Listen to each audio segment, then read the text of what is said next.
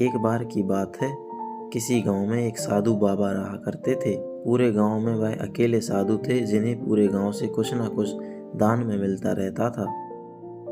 दान की लालच में उन्होंने गांव में किसी दूसरे साधु को नहीं आने दिया और अगर कोई आ भी जाता था तो उन्हें किसी भी प्रकार से गांव में से भगा देते थे।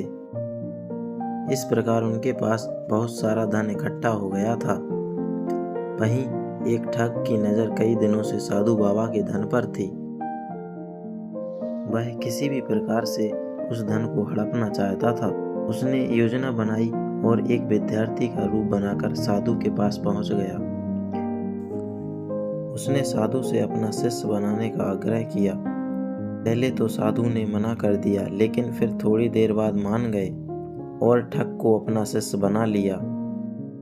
ठग साधु के साथ मंदिर में ही रहने लगा और साधु की सेवा के साथ साथ मंदिर की भी देखभाल करने लगा।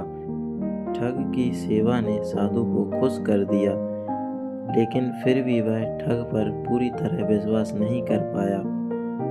एक दिन साधु को किसी दूसरे गांव से निमंत्रण आया और वह शिष्य के साथ जाने के लिए तैयार हो गया। साधु ने अपने धन को अपनी पोटली में बांध लिया। रास्ते में उन्हें एक नदी मिली।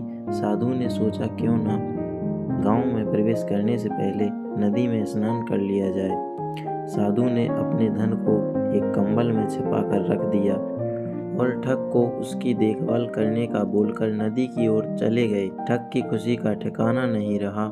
जिस मौके की तलाश थी वह मिल गया। जैसे ही साधु ने नदी में डुबकी लगाई, ठग सारा सामान लेकर भाग खड़ा हुआ।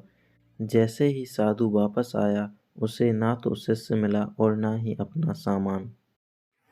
इस कहानी से हमें यह सीख मिलती है कि कभी भी लालच नहीं करना चाहिए और ना ही किसी की चिकनी चुपड़ी बातों में विश्वास करना चाहिए। प्लीज़ चैनल को लाइक एंड सब्सक्राइब जरूर करते जाइए।